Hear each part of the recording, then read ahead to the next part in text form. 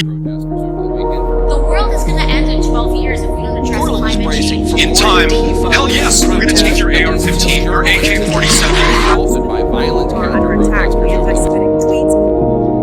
By 2030, no more cars. By 2035, no more production of electricity.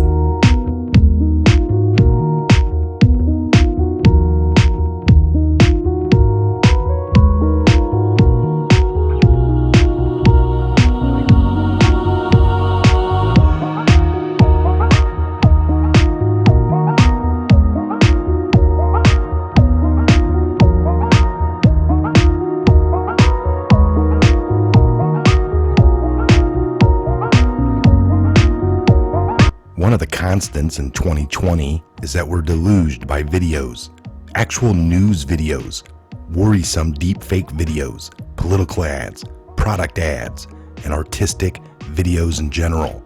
All of them, in one way or another, shape how we view our world and often how we view ourselves.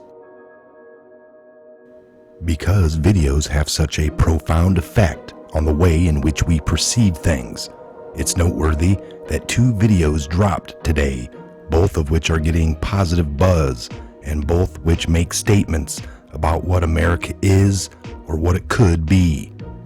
On the serious side, the GOP released a video entitled, "For Democrats, It's All About Power." This video is a compilation of all those moments when Democrats said something that made conservatives think, oh my. The commercials practically write themselves. The ad intercuts power-hungry Democratic statements with Trump's warning to voters about the freedoms that American left wants to take away from the American people. Let's take a look at this one right here, and then we'll come back and I got another one for you. Portland is bracing for more Antifa protests. At least 2 journalists in Virginia were assaulted by violent counter-protesters over the weekend. The world is going to end in 12 years if we don't address climate change. In time, hell yes, we're going to take your AR-15, your AK-47. Congresswoman Ilhan Omar under attack for anti-Semitic tweets. By 2030, no more cars. By 2035, no more production of electricity. The Green New Deal go too far? No. You cannot go too far on the issue of climate change. Coal burning plants. No one's going to build another coal burning. We've got to shut the ones down we have. Sometimes American journalists talk about how bad a country is because people are lining up for food. That's a good thing.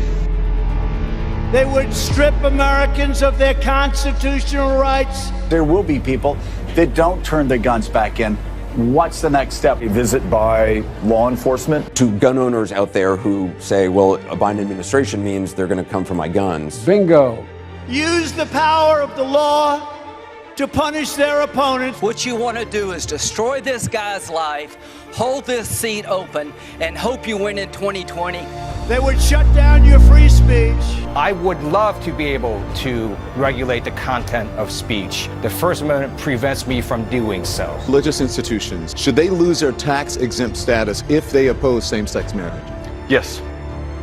Well, earlier this month, Governor Andrew Cuomo signed a bill. The law legalizes abortion right to the moment of birth. The governor of Virginia, he stated he would execute a baby after birth. A plan that takes away 165 million people's private health care plans. The government is now in charge of your child's health care plans. Raise your hand if your government plan would provide coverage for undocumented immigrants. I'm concerned that if we don't impeach this president, he will get reelected. Because we're going to go in there, we're going to impeach the mother.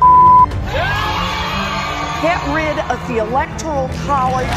They will pay more in taxes. Our radical Democrat opponents are driven by hatred, prejudice, and rage. They want to destroy you. They only care about their own political power. Boy, y'all want power. God, I hope you never get it.